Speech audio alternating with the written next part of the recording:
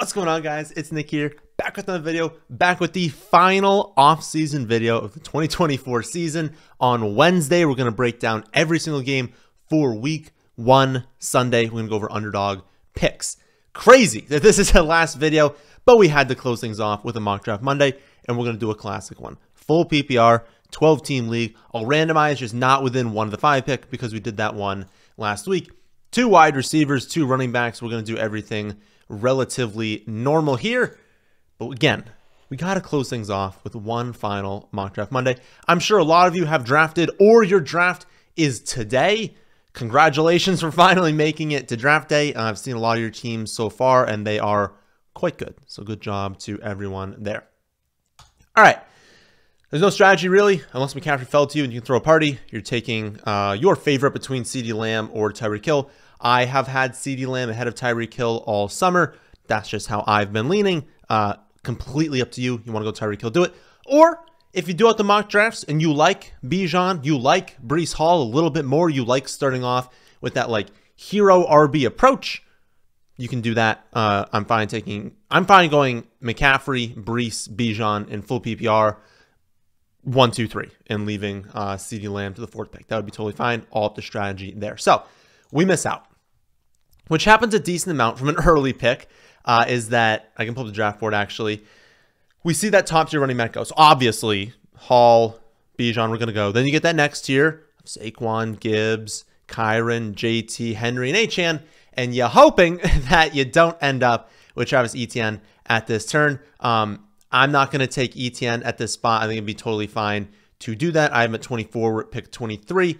For me, I feel like I would rather just go with a wide receiver here. The wide receivers are obviously going to be in good spots in full PPR scoring. We don't have any like significant values either. When you do drafts for Fantasy Pros, preparing for your draft, this weekend will be the most accurate that the rankings will be, at least what people should be doing in drafts, not necessarily will end up doing. So who do I have? I mean, I have Jacobs as the top ranked player right now. I consider probably would just lock him up, and maybe you could go Jacobs and Etienne in round 3. I can't do Etienne in round 2. There's just too many potentials there, too many potential variables where I do actually think, like I do actually believe them that they want to limit his workload a little bit to start the season, or a little bit more than they did last season, because he broke down. They know he broke down. They know he stayed healthy, but he wasn't 100% to close the year. They want him to be as explosive. And that's not a terrible thing for Etienne because he's more likely to stay healthy. And also he's going to be more explosive, so he'll be more efficient as well. So it's not like a terrible thing that they're going to use Tank Bigsby more. Just the fact that they're going to use him more. He's looked fantastic in camp. I just prefer to get him in the 3rd. But yeah, I mean, if we could go, you know, Jacobs, Etienne, I have dropped Pacheco behind Etienne now. Pacheco's still a perfectly fine pick to make. There's just more concerns now, right? You've got Carson Steele. Honestly, the potential for him to steal goal line touches is terrifying. But then also having Samaje Perine there now as well, potentially using the McKinnon role. It's like we have these potentials where like no one thought 3 weeks ago that Carson Steele and Samaje Perine were going to be on the team, going to be on the roster in week 1, and they're going to be now. So, you know, we had no concerns about CEH. We had no real concerns about Prince. Well, they're not going to be a problem, but it's going to be these other 2. So I moved them down a little bit. So that's an option for us. If we went with wide receiver, it seems like the system did a pretty darn good job of drafting wide receiver. It would really only be Nico if we wanted to go after Nico Collins at this pick. Everyone else, if the wide receiver is going to rank out lower and it makes more sense for us to go running back, you would just take running back. So I think it makes sense to lock up Josh Jacobs and just see what happens at the turn. Etienne does go, but that's totally fine. Odds were that we weren't going to get both of them. Someone was going to take a running back at this spot. So we go Jacobs. Actually, it was only one person, which is kind of unfortunate. I did actually think they may have gone wide receiver there, but you know, we start off CeeDee Lamb, we get Josh Jacobs, and then getting Nico Collins at this next pick. If you really wanted to, maybe you have no respect for your league mates, you know, because that is a real thing. It's like the worse you think your league mates are, the more you'll bump up these elite quarterbacks and tight ends. So the less you respect them, the more viable it is to go with Jalen Hurts, go with a Sam Laporta or something like that at this pick. We're going to pretend like we respect our league mates at least a little bit here. We are going to take Nico Collins. Okay. I like the start so far. CeeDee Lamb, Josh Jacobs, Nico Collins. I can pull up the team here on the left so you all can see that. We would like a running back, but we know this is not the time to attack running back. Pacheco goes, Rachaad White goes, James Cook goes, Ken Walker goes, Alvin Kamara goes as well. We see right before us, Anthony Richardson comes off the board along with Patrick Mahomes and then Jalen Hurts. Rest of them were, Laporta, McBride, Kelsey also going. So we're at this turn here. We like Lamar. Lamar is probably in a tier of his own of what is left. Is a pretty decent drop off for him. 407, I have him ranked. We're at 411, so good value for Lamar Jackson. If we go over to running back, Joe Mixon stands out pretty clearly in a tier of his own as well. I have him at 411. That's where we are. But the next running back is at 512. So if we want to lock up a running back, we're going to have to do so with Joe Mixon. We will not get another one at this next turn here. Like, we just won't take James Conner this early. Stevenson, we won't take them this early. Big name jumping out. And likely because, you have Ayuk signing, obviously Debo drops in value. But even with that, I have Debo at the 312. And I believe I have him ranked slightly behind ADP. And so if you're going to get him at 411, I don't see a world where you can pass up on that value. I know Mixon, Lamar, great picks here. I don't see a pass on that value. Also, pull up the draft board. Dude has Josh Allen, right? So they're not going to take a quarterback. So we're still going to get Lamar Jackson the next pick. So we could go Debo Lamar. Theoretically, if you want to double dip, you wanted to go Mark Andrews Lamar, that wouldn't be terrible, but that's more of an underdog play. Don't need that as much in redraft. And I do have Mark Andrews at 505, so not amazing value, but it just makes too much sense. Like, it's just so obvious. You grab Debo Samuel. You have to lock that up. You got to make sure you get that. Unfortunately, this team is hoarding running backs. So this first team went McCaffrey, Etienne, Josh Allen, then Mixon, and Rashee Rice. So unfortunately, we're not going to get Mixon. I think that would have been a really strong start for us, but our consolation prize is that we have Lamar Jackson on our team, the reigning NFL MVP. Yeah, I'll take that every day of the week. Okay. After that pick, starting lineup. I'll pull that up over here. Lamar, Jacobs, Lamb, Nico, Debo. Love it. Amazing start. Okay. We're going to need running back, but there are running backs later on that I feel good about. Okay. Connor goes, Stevenson, Montgomery, Aaron Jones, Swift, and Mostert come off the board. A decent amount of wide receivers. We also see Andrews, Kincaid, and Pitts all go. That's unfortunate. And then Kyler, Love, Stroud, Dak. We want all the quarterbacks to come off the board because we already have our quarterback. So we're not looking at quarterback. Among this elite tier, Evan Ingram, Kittle, Ferguson, and Njoku. I want one of those four.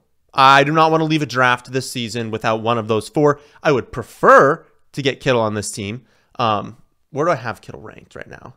I have Kittle ranked at the 610. We're at the 611. Still a good pick. Not a fantastic pick, but a good one.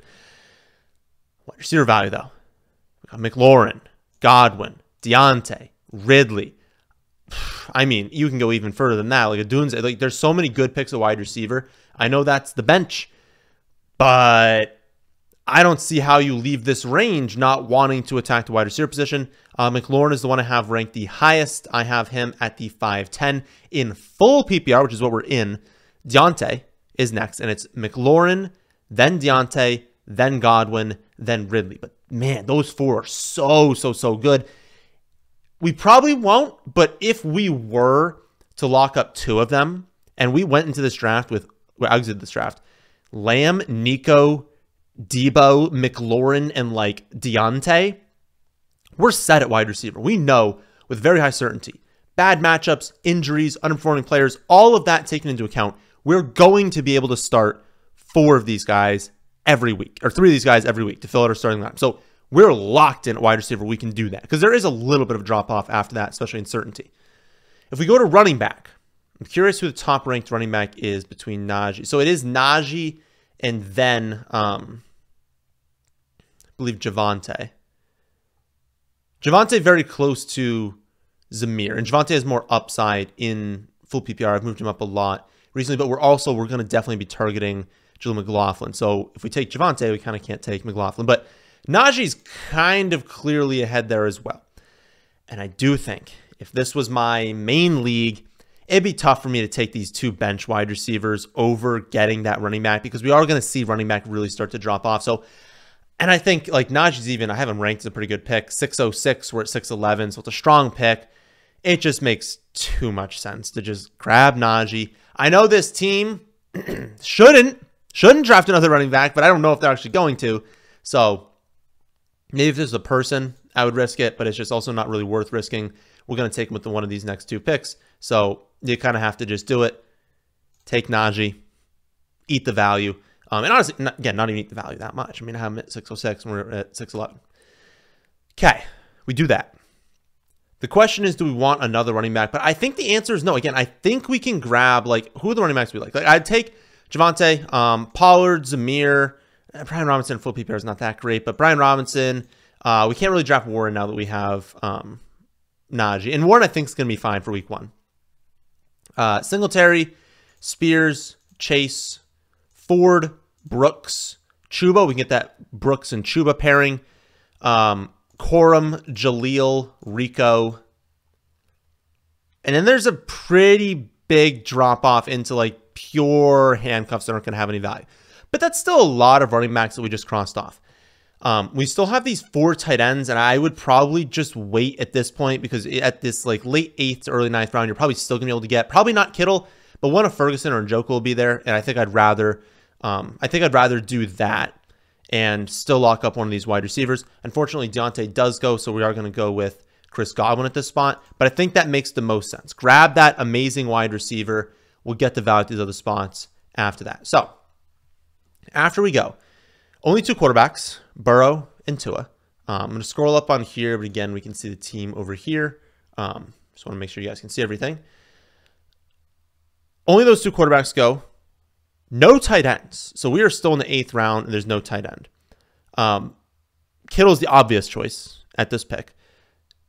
I don't know in actual hometown leagues that Kittle would have lasted this far. If you want to say that the value wouldn't be there and take someone else, that's fine. But like, regardless, if you want to downgrade what I'm going to take here in Kittle to one of Ferguson or Njoku, regardless of what tight end was there, I'd take one at this 9-10 turn. You'd be risking too much at 10-11. Like seriously, I wouldn't leave a draft with Bowers, Goddard, Pat, Schultz, Hawkinson, Musgrave. I wouldn't leave a draft with one of them as your top tight end. I would want one of these top 10, preferably the top 7, but I'll take any of the top 10. I still love Ferguson. I still love Njoku. Evan Ingram is still going to be very consistent, especially in full PPR.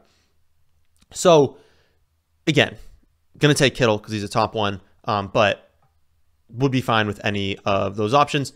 If you wanted to risk it and get Ingram instead, but this team doesn't have a tight end, so I would just, personally, if it was my draft, I would just take the top 1 there. We can look, though. We'll see. Was there something else we need to get? Not really. I mean, I really want one of Ford or Chuba with this next pick. So I want to go Kittle and then one of Ford or Chuba. And if we get Chuba, we'll need... Oh, they did take... Okay. I was wondering about that. They do end up going with Brooks. So we can't do the Brooks-Chuba, but I would still want one of Chuba or Jerome Ford because they're going to be exceptionally valuable for the early part of the season. But I would definitely lean Ford now over Chuba Hubbard. If we'd taken Brooks, we could have gone the other way. Okay. So enough talking about it. Let's actually do it. We'll take Kittle. We will take Jerome Ford. I don't think we need to go with the wide receivers at this spot. Okay. We're looking good. Again, Fantasy Pros can be weird a little bit times with tight ends. I do think all these tight ends would have been off the board by this 10-11 turn. If you're in this early part, I would want to have it locked up there. So the team, there's only 4 bench spots left. Lamar, Jacobs, Najee, CeeDee Lamb, Nico Collins, George Kittle, and Deebo Samuel. I'm totally fine having Kittle and Deebo, by the way. Sure, it adds a little bit of risk that, like, technically McCaffrey and Mason could score the touchdowns, but the odds, like, how many games this season do we really think that both Kittle and Deebo are going to be terrible? Like 1 or 2. And that would just happen naturally with a wide receiver and a tight end. I generally take in those ranges. So it's San Fran. If you're ever going to take 2 players from a team, it's San Fran. And it's usually, I'm avoiding it when it's like round 1, 2, 3, 4. Like when it's like 2 in the early picks, you're adding a little bit too much risk. taking Kittle at the late 8th round, that risk is all gone there. Okay, so we have Jacobs, Najee, and Ford at running back. I'm good with that to start. And then Lamb, Nico, Debo, and Godwin. Okay, I feel pretty good about running back and wide receiver right now. But among the players that we highlighted, Corum, oh, we don't even get McLaughlin. Wow, he's gone way up. I thought for sure we get McLaughlin with this next one, but McLaughlin goes. Yeah, Chuba comes off the board. Rico comes off the board. Did McLaughlin go? Oh, he went 906. Wow. But hey, he's a really, really, really strong pick this season. But Corum's still there, and Corum's just an obvious pick. Maybe he doesn't have a ton of ceiling while Kyron is healthy, but as soon as Kyron goes down, you've got Corum being a featured running back, and he's even going to carry some value. Like, it just makes too much sense to just lock him up, figure something out after that. He's the last running back that we kind of been highlighting as a good pick. So take Corum there. Other running backs, though, I didn't highlight. Like, I think Gibson is fine as a depth piece. I think Ty Chandler's a great pick. Algier is an upside play.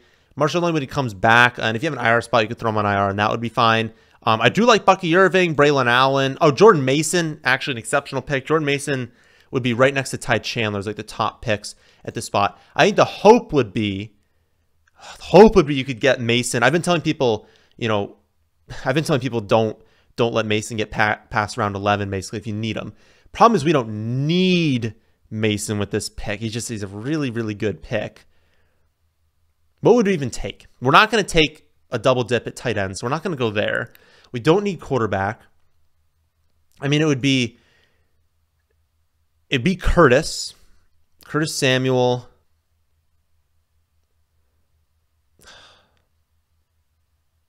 Who do I have between Chandler and Mason? I want to see, because I actually feel like maybe I should lock one of them up instead, because I don't have a huge take on some of these wide receivers.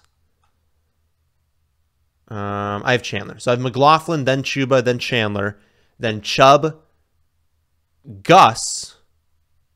Yeah, Mason's actually further down. I mean, he's at 11-11 in full PPR. He's better in a non-PPR format. Okay. I feel like I should lock up Chandler because, yeah, I just don't care about these wide receivers. Okay. Lock up Chandler. Mason's still there at the next pick. We just probably don't have enough bench spots to make it. That's an interesting decision, though. So we waited a little bit at running back, and we got Jacobs and then Najee at 2. So we're a little bit weaker at running back 2, but I think Najee's still going to be good this season. But if one of them goes down, I mean, I think Ford will be fine. But obviously, like Corum, Chandler, like I feel good about them. I don't have like all the confidence in the world in them. So do you take Mason knowing you only have one other bench spot and you only would have Godwin and one other wide receiver on the bench, but do you feel confident enough that, like, Lamb, Nico, Debo, they're not getting replaced unless they get hurt, and if they do get hurt, I can throw Godwin in there, so I don't need that spot as much? Maybe that's the case. Yeah, I think that's what I would do. I would just take Mason. Now I have all these running backs that I feel very strongly about the season, and then I come over here wide receiver. We're still good at wide receiver. Top ranked in full PPR, my guess is Dontavian Wicks. You could try the upside on Mike Williams. You could take Jerry Jeudy, definitely. Brandon Cooks, the injury concerns me a little bit. Like, yeah, he's not even confident in week 1. I would probably say Wicks has the most upside, but this would be your personal preference on, whichever player you really want at that spot. So take Wicks. We'll take defense. Defense right now, you want to be taking the Bengals, play the Patriots in week 1, or you want to be taking the Seahawks. They play the Broncos in week 1 and then the Patriots in week 2. I don't think the Broncos are going to be defense we're hyper-focusing on. I think they're good enough to not completely tank, but the Patriots are going to be one we're hyper-focusing on. We're going to want defenses against the Patriots, against the Commanders, against the Giants. There was one other team. I'm blanking on it. It could be the Panthers as well. Seahawks have a bad line too. Cardinals have a bad line too. But I would say those 3. Patriots, Commanders, and whatever team I mentioned before. Giants. A little bit of brain fart there. Patriots, Commanders, Giants. Those are going to be the teams we're streaming defenses against. They have terrible offensive lines. They don't have, good... I mean, the Commanders have good quarterback play, but it's a mobile quarterback. It's a rookie. He's going to take a ton of sacks, most likely. So we're looking for sacks. Sacks lead to... fumbles, lead to short fields for the offense, lead to, higher pass play rate for your opponent, lead to potential touchdowns. Like, it's just everything benefits from sacks plus the points you obviously get from the sacks. So my lean, I think, is Bengals over Seahawks. I also think the Bengals might just be a better defense in general. Problem with the Bengals is they have last year, but they don't have this year. Their week 2 opponent is bad. I wish they had. They don't have anything. Okay. Week 2 opponent's bad, but Seahawks get the 2 weeks. So do whatever you want. I would probably take the Bengals, get the Patriots week 1, and just dominate there. Okay. No, they changed it up. Why would they change it up with like a week left? I'm never one of the experts that likes it the most. It doesn't even make sense to me. Okay. Here is the squad. Final mock draft of the season. I feel like that might be too low. I'm kind of guessing where I'm going to put the graphic. Okay. Lamar Jackson, Josh Jacobs, Najee Harris, CeeDee Lamb, Nico Collins, George Kittle, Deebo Samuel. Again, totally fine doing both those. Bengals defense gets Patriots. And then Godwin, Ford, Corum, Chandler, Mason, Wicks. A lot of running backs on the bench, but again, I think our wide receivers are good enough there. Okay, everyone, that was the final mock draft Monday, final offseason video. Again, Wednesday, we're going to go game by game, talk about every single position. Got to get a jump start on those rankings because that's going to take a long time to get the week 1 rankings up, but they will be up by then. But yeah, that video is going to go up, and then Sunday we're going to have an Underdog picks video as well, so stay tuned for both of those. But that, my friends, is into this one. Like if you watched this far, subscribe if you're new here. If you're new here, you missed all of the off-season videos, but we're going to have videos in season. If you like the video, subscribe, and I'll catch you guys on the next one.